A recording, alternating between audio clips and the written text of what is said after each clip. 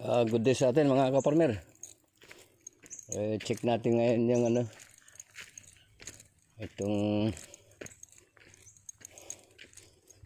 inassign ko na trabaho dito sa ating manggagawa. Yan na. Ito yung papunta dyan sa taas. May mga nyug kakao din ito. So try natin umakyat.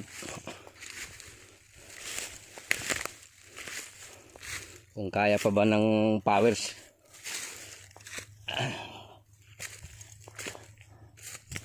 Uy. Muntik na.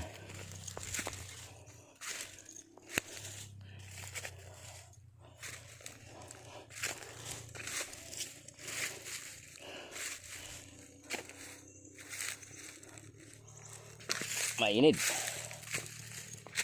So tingnan natin hanggang dito kasi maraming kaso yung taas nito.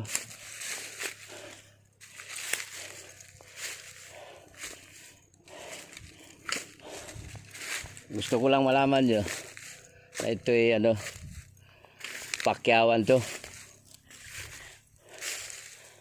Pumapatak tayo ng 10,000 ito isang hektarya. Hindi na ako kumukuha ng arawan kasi pagka hindi natin namomonitor lugi.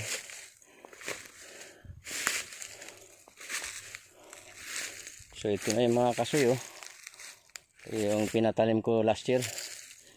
Yan, marami ito mga kaparmer.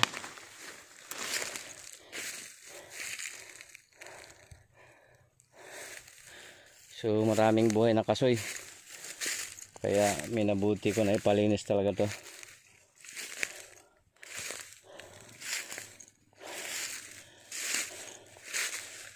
Ayan mga kaparmer,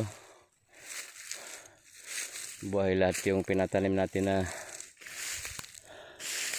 kasoy.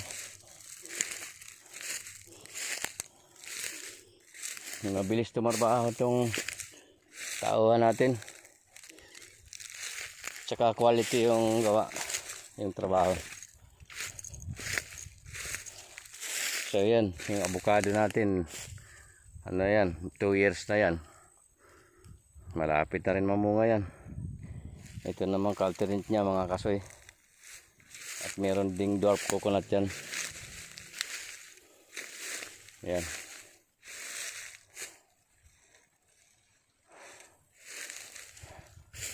So ito hanggang dito na sila, malapit na pala mayari nila yung another isang hektarya.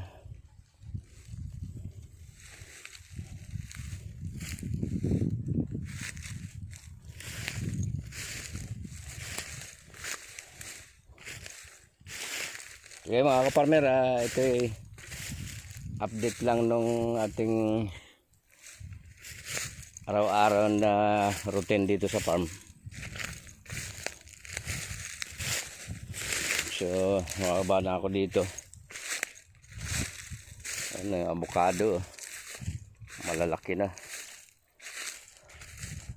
may portion din na yan kakao.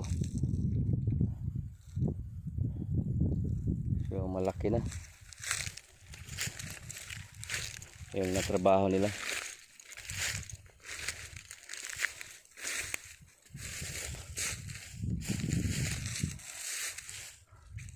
Ayan mga kaparmer, yung Mount Samat Shrine.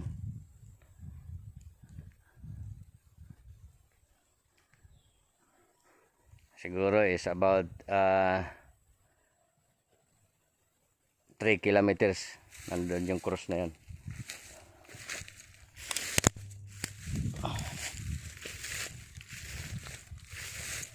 Kaya mga kaparmer, hanggang dito na lang. Maraming salamat sa atin. At sa YouTube channel ko, sana yung hindi pa nakapag-subscribe, subscribe po tayo. At sa dito naman sa Facebook, i-follow po nyo yung aking page. Maraming salamat po sa atin at God bless sa atin lahat.